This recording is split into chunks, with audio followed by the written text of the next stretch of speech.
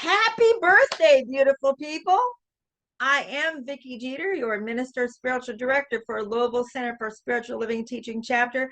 And for those of you who are on the recording, we are in that mode because we just got to sing happy birthday to the person who believes she may be our most senior member as of tomorrow. So I'm just passing along the blessing.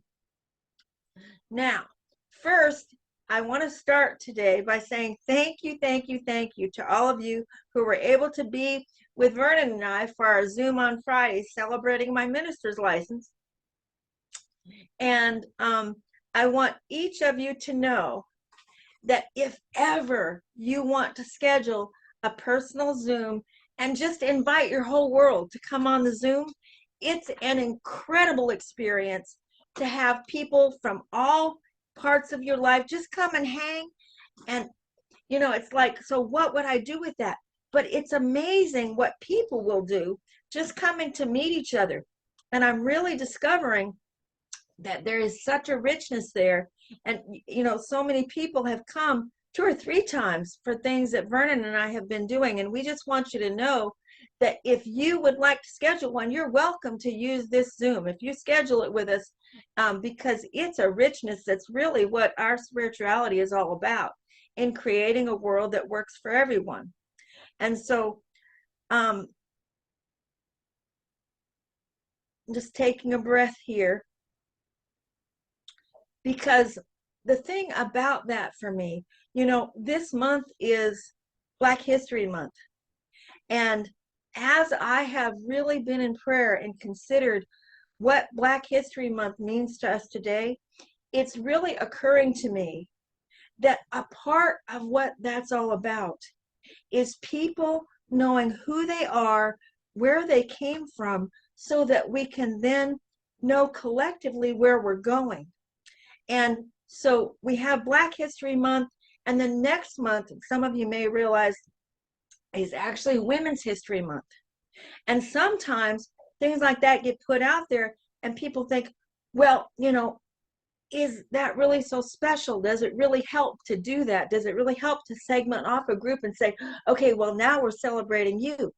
But the thing is, it's not a celebration that is intended to be an exclusive. The thing is, all of us have cause to celebrate the things that we culturally identify with, because that's part of how we get to know what different cultures are and why they're important and why we feel like we belong to them. And that's kind of what I'm saying about this experience of these Zoom things. As people have come on a second or a third time, now there are people that know our family. They know people who don't come to our center, but they know them because they've been on the Zooms.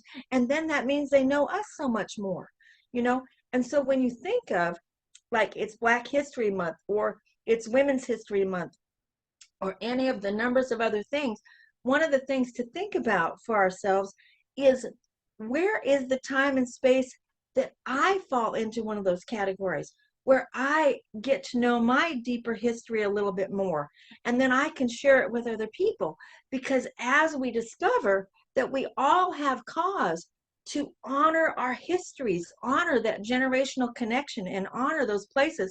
That's one of the things that happened last night, or on Friday night. All of a sudden, like, how many things got named that people had in common, historically or otherwise, currently, and it's like, when those things come up, it's like, wow, who would have ever guessed that that would be in the room? And for me, that truly is becoming the absolute importance of acknowledging things like Black History Month, because it gives us the opportunity to open that door to say, how do we learn from what was, find what we have in common with those very specialty areas, and then bring it all together to find our unity in that. And so that is my encouragement about that for today. And on that note, I would like to acknowledge that our speaker today is our own founding minister, Miss Carolyn Harvill, who has inspired the whole Hat Day thing, which is another great joy for us. And I know she is coming to deepen this message today as well. I'm very intrigued and excited about the idea that I have that she has to share with you. And so, taking all of this into our opening prayer, we begin in acknowledgement of our blessings, saying, thank you.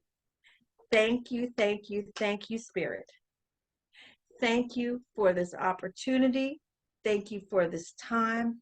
Thank you for this place that we're in to learn how the universe pushes us to be more until we are pulled by the possibilities. There are limitless possibilities around us that we acknowledge in this moment by the omnipresence of God and the omniscience of God and the omnipotence of God. There is a place where we know that, and today is an opportunity to embody it deeper through Carolyn's word as a vessel of spirit. And as this reaches each person in their own way, in their own perception, I know that the gifts are given and received and fulfilled to their highest and best.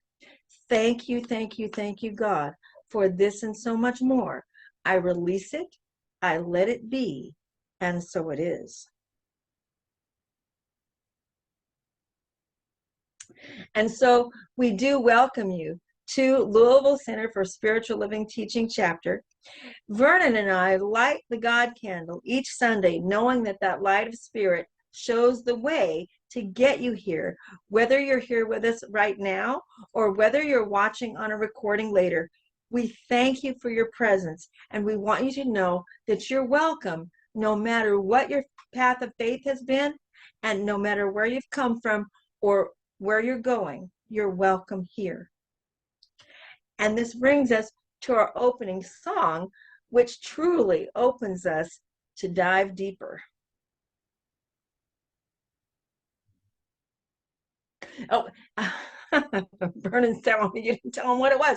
This is Get Ready My Soul by Daniel Nahmad.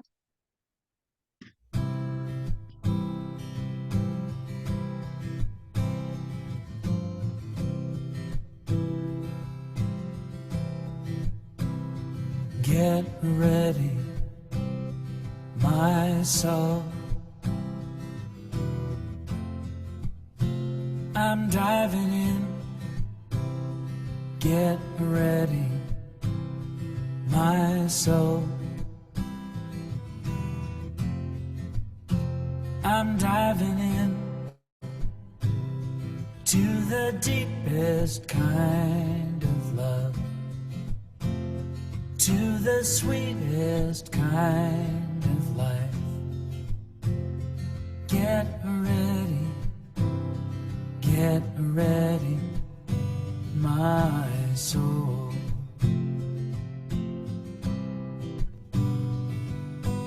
Everything I've ever done, everything I've ever seen, everything I've lost or won,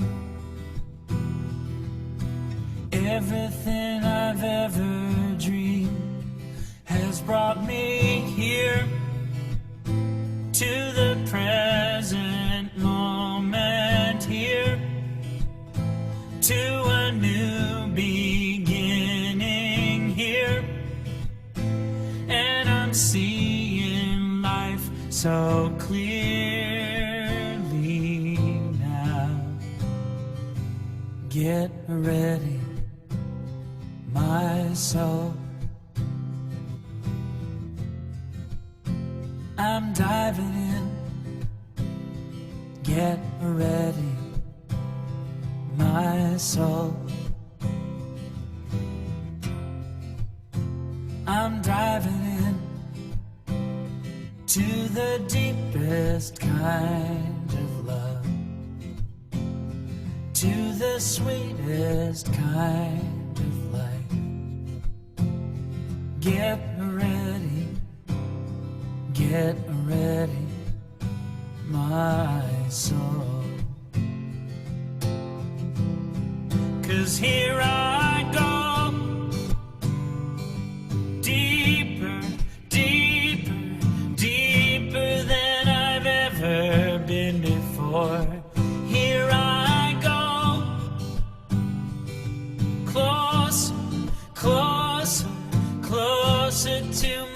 sacred source. Here I go, deeper, deeper, deeper than I've ever been before. Here I go, closer, closer, closer to my sacred source. Get ready, my soul. I'm diving in. Get ready, my soul. I'm diving in to the deepest kind of love, to the sweetest kind of life. Get ready, my soul. Get ready, my soul.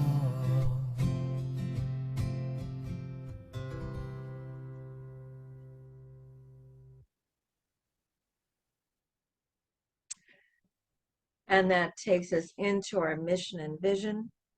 The mission of Louisville Center for Spiritual Living is to teach personal transformation as a virtual community, living the principles of science of mind and celebrating all paths to God, which manifests our vision of a world that honors and respects all people.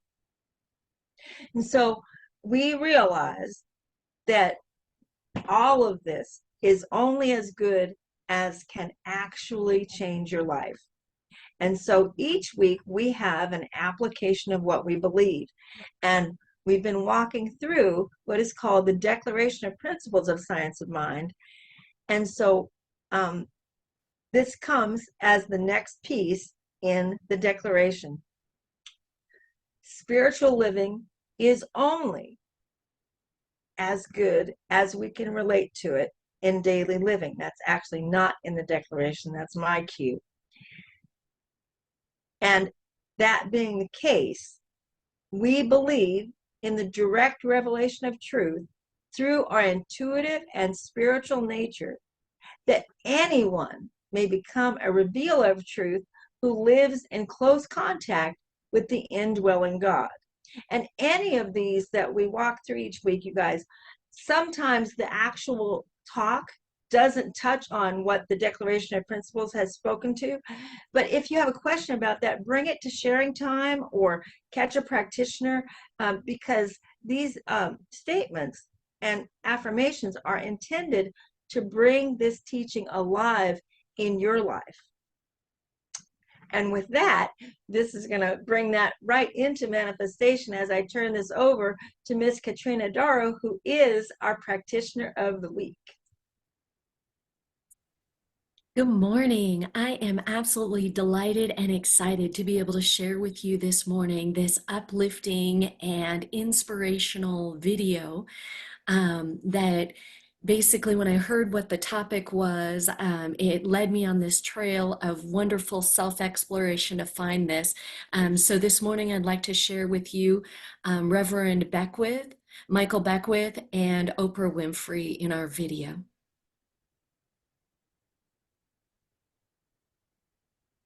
That's one of my favorite statements is pain pushes until the vision pulls. So life is progressive. You're good. You're good. You were a tweet a minute. The universe is progressive. Yeah. And it's pushing you. Yeah. Until you get pulled by a larger vision. So once you have a vision that you can articulate. Okay, so pain pushes you. So it's hard, it's harder, it's harder, it's harder, and it's trying to force you into having a vision yes. that's bigger than the pain. And that's a principle. Potential is always bigger than the problem. Potential is always bigger than the problem. Your potential is infinite and is always bigger than whatever problem you're going through. So when you begin to have a vision. Oh, this is good. I'm going to shout in a minute. This is good. This is really good. Amen. Good. You begin to have a vision about the possibility. Mm-hmm. You start to be pulled by it.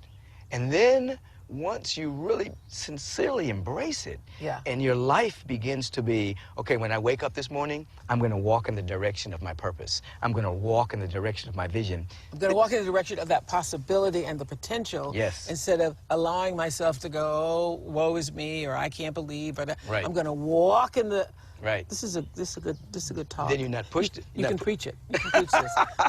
This will preach. Oprah told me to preach this. You should preach this. So you walk in the direction of the potential and the possibility instead of being stuck here. Then you're not as pushed as much. The cosmic 2x4 doesn't need to hit you as much.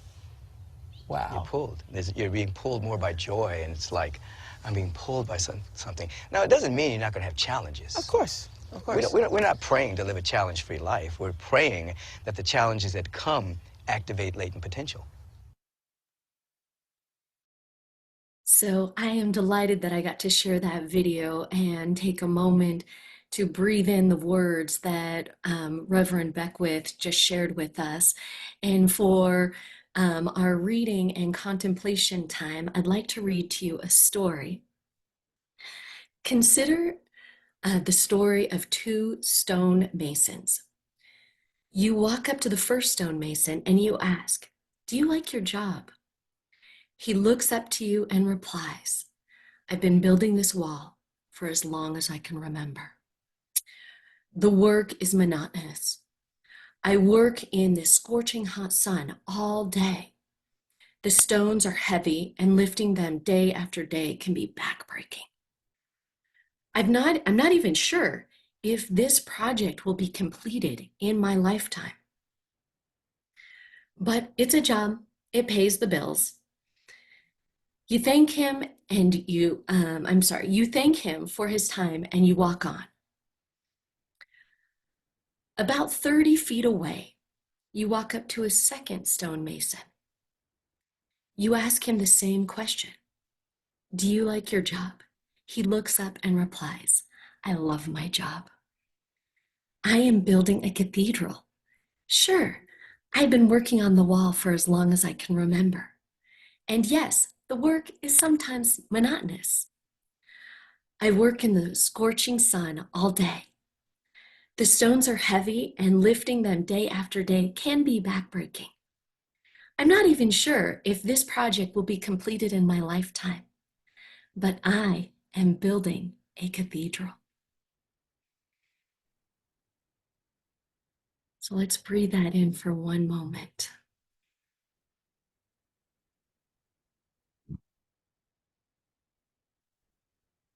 What these two stonemasons are doing is exactly the same. The difference is one has a sense of purpose. He feels like he is belonging. He comes to work to be a part of something bigger than just the job he is doing. Simply having a sense of why changes his entire view of the job. And this is quoted from Simon Sinek's book. So I wanted to share that with each of you this morning. And the book is called Start With Why. And the morning special music song for today is a fun song, and it's called Deo. It's the Banana Boat song by Harry Belafonte. Ladies and gentlemen, Mr. Harry Belafonte.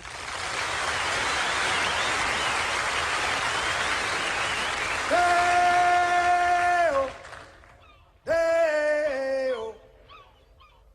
Daylight come and me want go home. Hey. He said them, he said them, he said them, he said them, he said them. Daylight come and me want go home. Work all night and I drink a rum. Daylight come and me wanna go home. Stack banana till the morning come. Daylight come and me wanna go home. Mr. Tallyman, tally me banana. Daylight come and me wanna go home. Come, Mr. Tallyman, tally me banana. Daylight come and me wanna go home. Come, Mr. Tallyman, tally me banana. Get bananas. Daylight come and me wanna go home. Lift 6 and 7 and 8 and punch.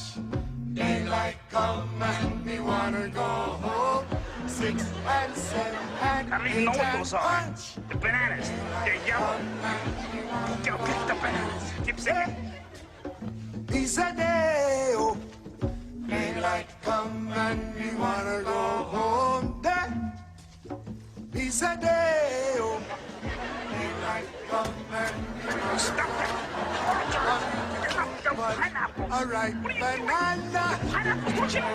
Don't you know what bananas are? I'm sorry, sir. I Don't you eat understand? deadly You're black tarantula. what? I live 6 and 7 and 8 and bunch. Daylight come and me one go home. 6 and 7 and 8 and bunch. Daylight come and me one go home. Come, Mr. Tallyman, tally me banana. Daylight come and me one go home. Come, Mr. Tallyman, tally me banana. Daylight come and me one go home. Day-o, day-o, day-o, day-o. Daylight come and we want go home. Daylight come and we want go home. Day, day, day, day. Can we do it all together? Yes, sir. I'm sorry. Here you go. Day. All right.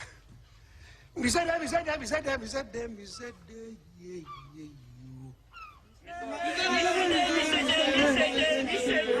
7 of them, I think. He said they. Daylight come and me one go home.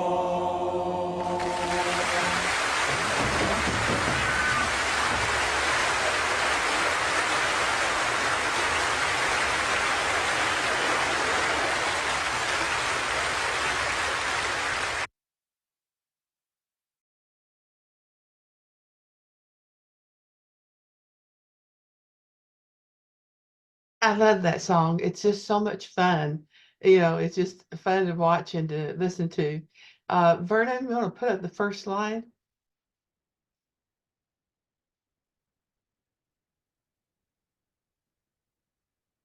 It's coming. Okay, that is Harry Belafonte. And Vernon, go ahead and put up the other slide. Yes. Discomfort pushes until vision pulls. And this is how things work in life. This is a force.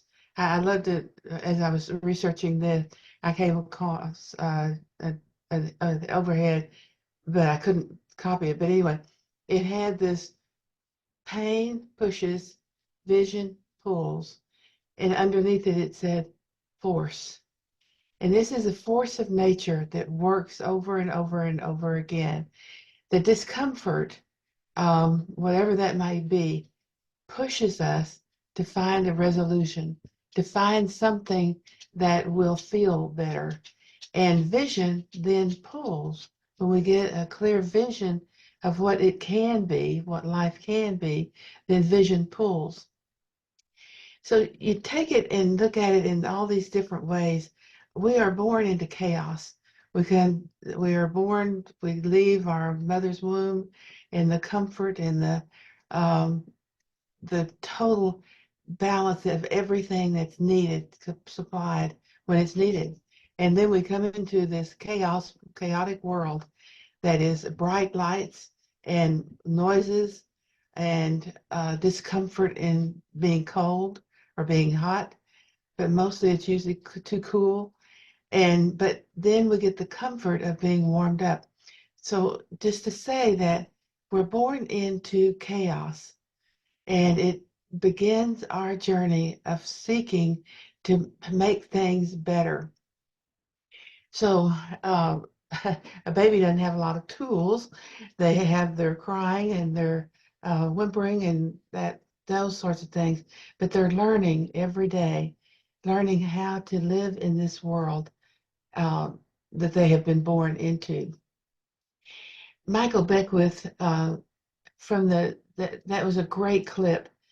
That Katrina, that was just a great clip to see the two of them together. Uh, and Michael Beckwith says at one point, he says, "My potential is bigger than my problem." So whatever the problem is, whatever it is that's being pushed to be healed, our potential is greater than that. We have all the potential in the world to find solutions and to find ways of being. And what we're going to talk about today is some examples of how that's come out in different people's lives. And the idea is if you understand the process, if you understand what's happening, then when pain comes into your life, you look at it as a motivator, not as something to be fought against. Because you're going to have pain. We're all going to have pain. It's just the nature of life. But what we do with that pain makes a difference between living a life that we want to live and living a life that we're just barely getting through. So our potential is greater than any problem that we might have. Now, talking about Harry Belafonte died last year at the age of 96, I think it was. And so he lived a very long and full life, and a life that had much to be proud of, to be celebrated. But he started in 1927 in Harlem, New York. He started in poverty with a mother who was raising her kids by herself. So she worked 2 jobs. She was a domestic, and she worked to try to take care of her children. So he was born into limitation, to being poor and being Black. Um, and we all know what segregation was like in the 1920s and the 30s and the 40s when he was a young man growing up, how that it's sort of like the deck was set against him, but he had a natural talent of singing and performing, entertaining, and he used that talent to bring about the life he wanted to live. It was a struggle. I mean, we can just imagine the segregation type things that happened to him. And being in an industry like entertainment, it has its own problems too. But he overcame them all. He was very much into uh,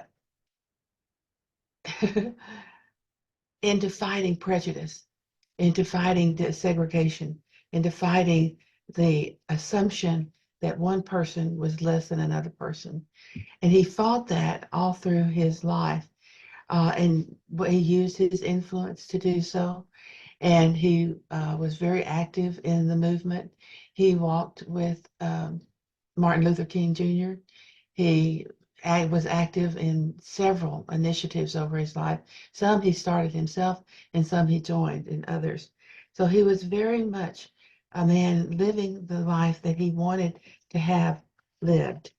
I wanted to share a couple of quotes about him. His vision extended beyond the struggle. He believed in the possibility of a better world, one where people of all races could live in harmony and peace. His activism was not only about addressing the pain, but also about realizing a brighter future for all. Throughout his life, Belafonte's journey was defined by a relentless pursuit of justice, compassion, and social transformation. His pain propelled him forward, igniting a fire within him to challenge the oppressive systems that held people back. But it was the unwavering vision of a better world where equality and justice prevailed that truly pulled him towards his purpose. Does that sound familiar? Have we seen that in a different words, but the same type of thing? I think so. I think it is a world that works for everyone, a world where anyone, no matter what their ethnicity or race or position in the world as far as money or whatever, everyone was uh, was he was wanting everyone to have the same opportunities, the same um, opportunity to grow and to expand. And so his vision pulled him. The pain that he went through and that he continued to see in the world around him pushed him, and the vision of a world that worked for everyone, the vision of a world where equality and justice prevailed, pulled him. And so that's one example. And that is actually a very common type of thing. If you look at some of the great movements, you'll find someone who had a pain that they were trying to get rid of. Mothers Against Drunk Drivers is one of the simple ones that we all know about. A woman lost a child to a drunk driver, and she took that pain and she turned it into a passion for protecting other children, for making changes in our laws and in our society and how we looked at things, so that drinking and driving became a pariah. And that group was very much a part of that, and legislation that makes a difference in what happens when a drunk driver is caught. So those are one way of looking at the push and the pull. I wanted to share something from my personal life. And so I thought about that a lot. And I have had a challenge all my life with body image. I don't think my body is what it needs to be. And I have fought it for 60 years, 70 years, no, 60, for 60 years. And it started when I was 17. And I can very clearly point to an incident and a situation at that time. Now, I was 17 years old. I was very slender, but I didn't think I was slender. And I had the belief that had been told me by society and other teenagers that if you wanted to be popular, if you wanted to have boys to come around, you had to be thin. You had to be really thin. And so I took that on. And I went on a diet, and I cut back on my food so much that I actually passed out at a bus stop. And people had to help me get up and get back on the bus and all. I show you how severe that was. And then I tell you this, a professor, a teacher of biology, I went up to his desk one day to ask a question, and he poked me on my hip bone. Now, can you imagine anybody doing that nowadays? But he did. He just poked me on my hip bone and said, "Oh, you're just so skinny." And did that register with me? No. It registered with me that I was embarrassed and uh, very upset, that he had touched me in that way. But now when I look back at it, I see that I was really quite thin, but I couldn't see it. And that has been a pattern in my life for my entire life. So the number of diets I've been on and the things I've done that are crazy. I'd like to think that I've gotten to the point where I don't do that anymore. I really try to accept my body for what it is and how it looks and how it's shaped. But when I was 50, an opportunity came up, and I was 52 or 3, and I was working for the Coca-Cola Foods division of Coca-Cola. We made Minute Maid orange juice. That was the best job. I mean, I was so blessed to have that job in so many ways. I look at it, I still get retirement from Coca-Cola Company. You know, there's just so many things that that job did for me. And one of the things, this was this opportunity. It came up that we had a gym on site. So you could go and work out before work or after work or during your lunch break. And they had classes and they had coaches that would help you and so forth. So that was a great perk. And they came up with this opportunity where they started talking about a marathon. And I said, well, I can't run a marathon. That's silly. But they started talking about walking a marathon and that many, many people walked it instead of ran it. And I thought, well, walking is my thing. That's what I do repeatedly. I get away from it and I go back to it. And I've done that all my life. So I could walk a marathon. And it happened to be in Hawaii at the Diamond Head volcano hill there in Hawaii. And that kind of appealed. And it was a real program. The program provided the trainers that worked with you for months before the marathon. And then they were there with you at the marathon. It had discounts. You joined this up and you raised money. You got sponsors for yourself, which was one thing to do.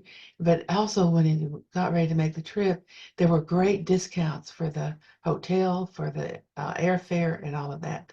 So it just sounded like such a deal. And I remember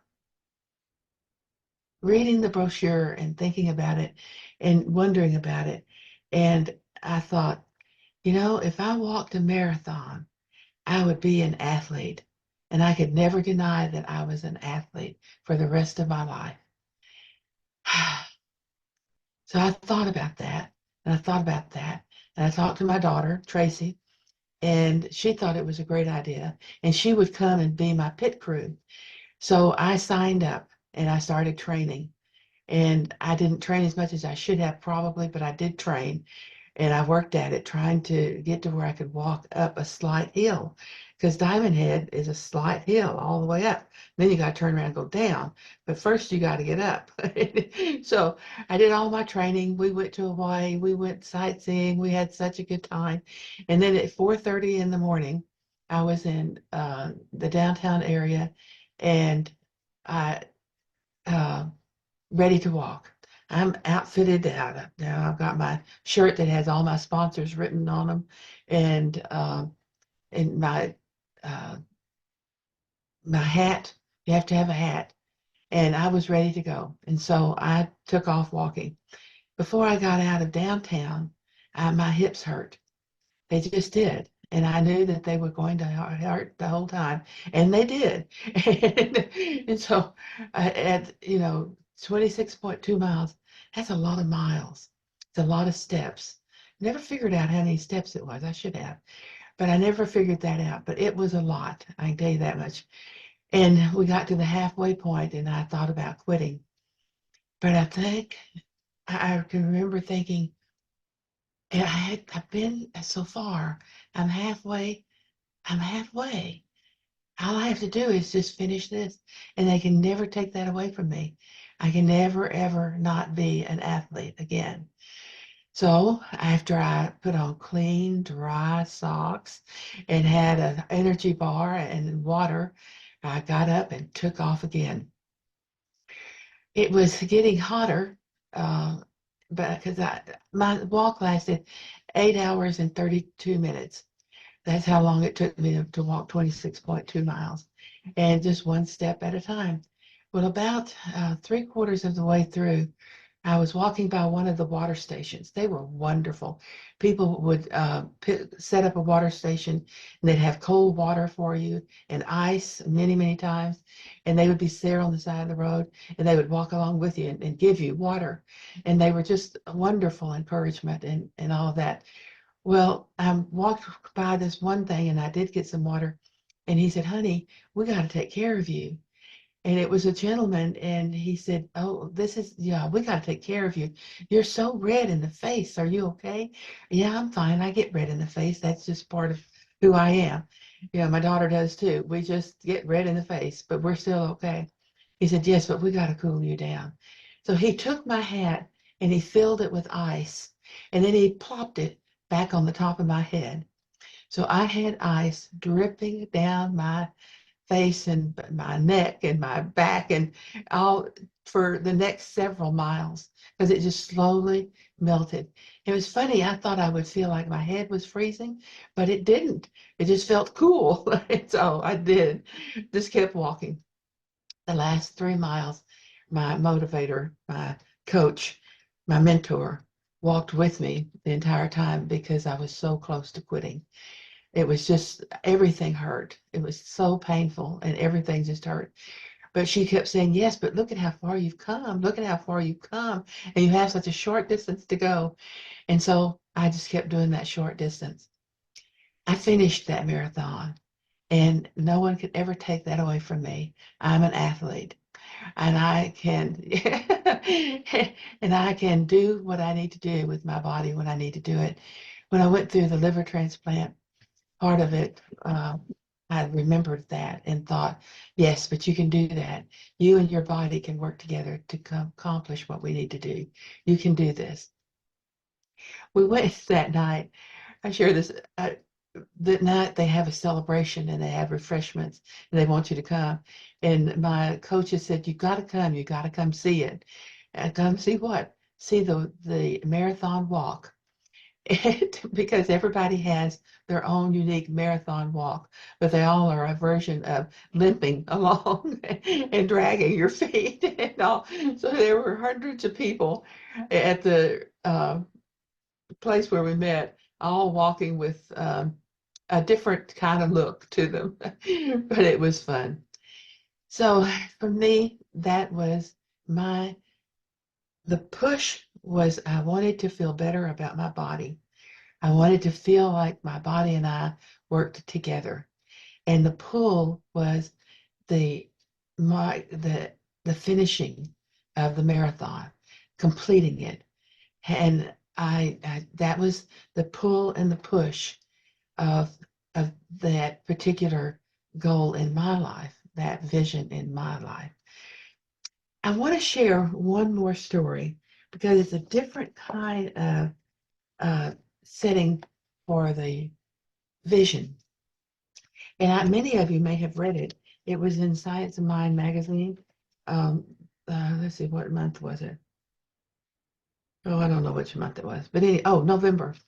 And it's about Tiny Guru. It's a woman that the story her is written by her daughter.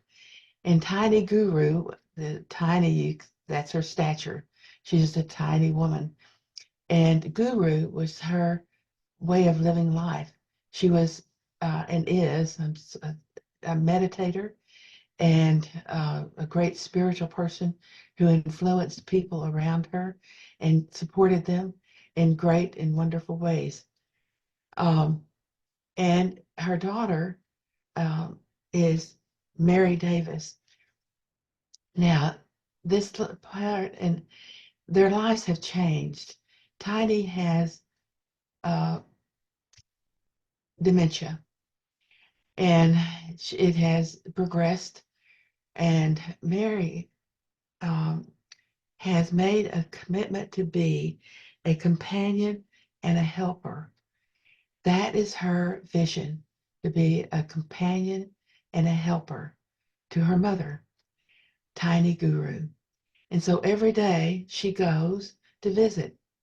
She goes in the door and her mother says, "Oh, oh, you're here. I didn't know you were coming. I'm so glad you're here." So that's a wonderful greeting. And even though she gets that same greeting multiple times every day, because her mother will forget and it's all brand new all over again. And the first thing that she asks, and asks many times in a day, is, "Give me the family news. Tell me what's going on with the family." And so Mary will tell her, um, you know, about the children, the grandchildren, the aunts, the uncles, all of them. She'll tell just a little bit about each one. And her mother will say, "Isn't that something?" She'll share something about one particular member of the family, and she'll say, "Isn't that something?" Mary does this every day. She goes and takes care of her mother, does the little things like washing her hair and cutting her nails and doing the things that physically have to be done, but also being that companion, that helper to her mother, who is always there and supporting. That is a sample of an example of how you can choose what you want to be in life. What kind of person do you want to be? What do you want to be known for? And if you do that with the great thought and get really firm about what it is that you want to change about your life, that you want to have a certain way, then you can have it pull you and it will make decisions for you. You won't, do I go today? I'm a companion and a helper. Yes, I go today. And so it guides your life. So when we're talking about choosing these visions for our lives, it's about the mundane, taking a walk. It's about changing the world through your efforts. And it's about choosing the type of person that you want to be and having that choice guide and direct you through life. I was thinking of how to finish up the talk, and I was looking for a prayer. I was trying to think if I wanted to, what I wanted to do. And in the article by Mary Davis about Tiny, she has a prayer that she says every day. And I thought that that could be what I shared with you today. She says, "I pray daily for backup. If you are going to give me this, my calling, then please help me with it. And so I say, help me to wake up every morning knowing that I am supported and guided, and that when I listen, I will know the way. Remind me that suffering is not in vain, and that from ashes come the seeds of transformation and new life. Help me slow down and make space for uncertainty. Help me to trust in an outcome that I cannot see. Help me to lift my fears and point me toward a ray of hope. Help me to be grateful even in the unknowing. Remind me that the night is always followed by the light. Point me toward a ray of hope." I say these words and I seal these words and so it is.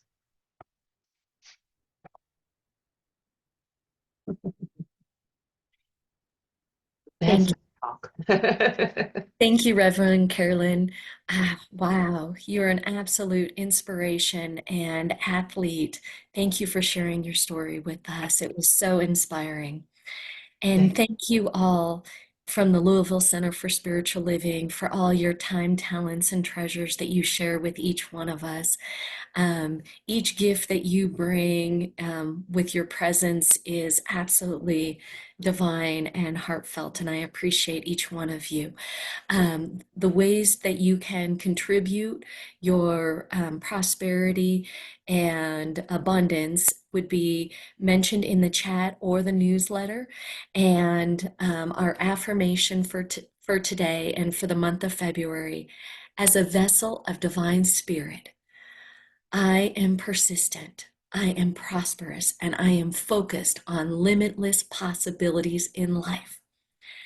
And with heartfelt gratitude, I go ahead and pass my intention to Reverend Vicky for the blessing of the offering for today. And I feel these words just flowing into this representative basket that is the place where it is multiplied by Holy Spirit. The circulation comes in, is multiplied to overflowing with such thanksgiving and such anticipation as our energy goes out to fuel the possibilities that I know are just blossoming in the consciousness of every single person here present. Live your life, love your dreams, and we shall do amazing things, which is actually quoted from Reverend Michael Gott, but it is really flowing through this time right now. Thank you so much, Reverend Carolyn. Thank you, Katrina, and thank you, everybody. Amen. So for our announcements this morning, next week, Reverend Vicki Jeter is going to be speaking on discomfort is the least of our concerns. So please join us for this wonderful talk. On Wednesday mornings, we have a Wistful Wisdom time. It's a social hour where we all gather, and it's 11 a.m. Eastern Standard Time on this Zoom link. Please join us.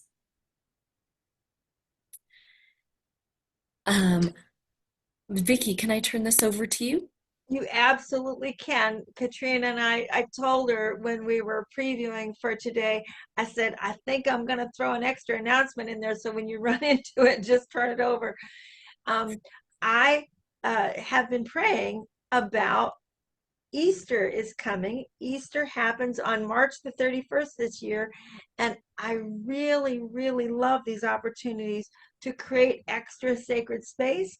And some of you may have kind of thought and reflected on the idea that one of the things that we have not been able to do as embellished is the burning bowl ceremony, which has been a standard for us. And we tried it one time with each of you, like doing your own little lighting, and that did not feel really safe to me. So I thought, nah, I don't really want to inspire people to be trying to burn flash paper in their house. So I prayed about it, and Spirit brought to me, actually through Reverend Jane Burnett out of our sister community in North Carolina, there is water-soluble paper, and water is awesome. So I just want you all to know, if you look on Amazon and you Google water-soluble paper, we have plenty of time. We have a whole month. And it's not expensive. You can get a packet of it for like $7 or something. Because, of course, I can't exactly hand it out to you. But I got my packet. I haven't tried it yet. I meant to actually try it out and see how it dissolves in the water. So we are going to really be able to do a releasing and accepting ceremony as part of our Easter celebration. And so that is what that slide is about.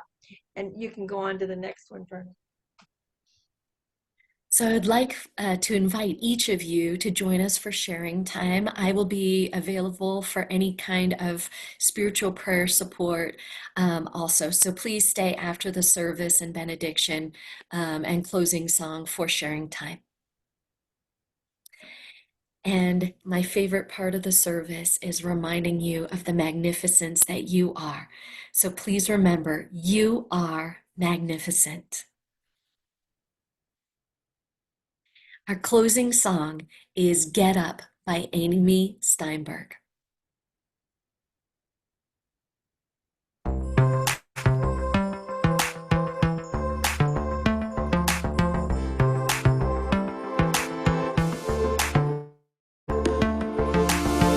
Oh, melodies in your head play over and over, listening to doubt about how life has turned out.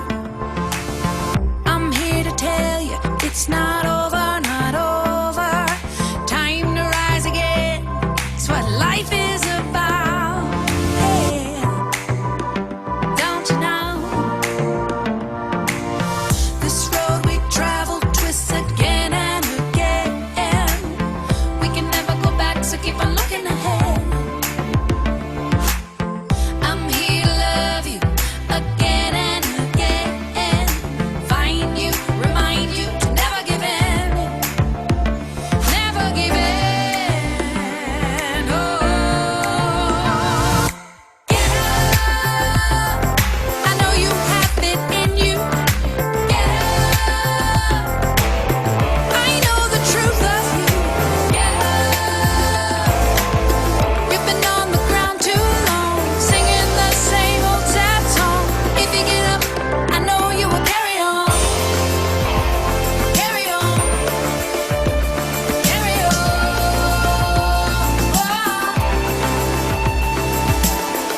Life is not a fantasy. Look closer, look closer. There is a richness beyond what you dream. Your highest self is getting closer and closer. Faith will make a way. Believe it to see. Yeah. Believe it to see. Come on. Get up, get up, get up. I know you have it in you. Get up, get up, get up. I know the truth of you. Get up. You've been on the ground too long, singing the same old sad song. If you get up, I know you will carry on. Carry on. Carry on.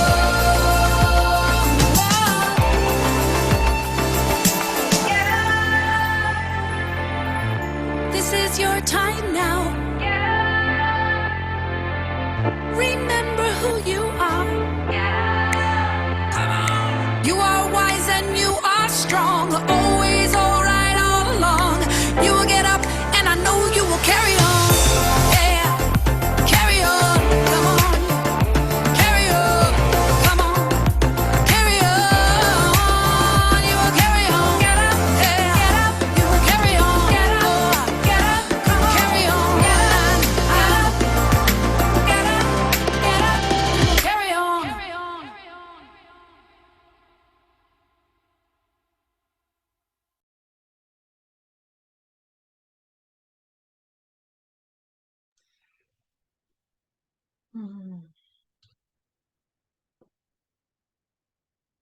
You know, for those who don't give up, it's about finding that place of realizing that the pain is pushing until the vision pulls. So if any of you ever find yourself in that place where that song really sings to you, keep remembering, if you just hang in there past the point where you do not think that you're going to be able to make it, as Reverend Carolyn demonstrated, just push that much harder. It happens in birth too, actually. Just push that much harder past the point where you do not think you can stand it, and you will break through and be pulled. And on that note, I invite you into our 5-step of treatment benediction. Please do say this out loud with your intention, with your vision in mind. I recognize there is one life. That life is spirit. Spirit is all that is. I am unified with spirit. I am one with all that is. I realize that spirit is good. As spirit is good, I am good.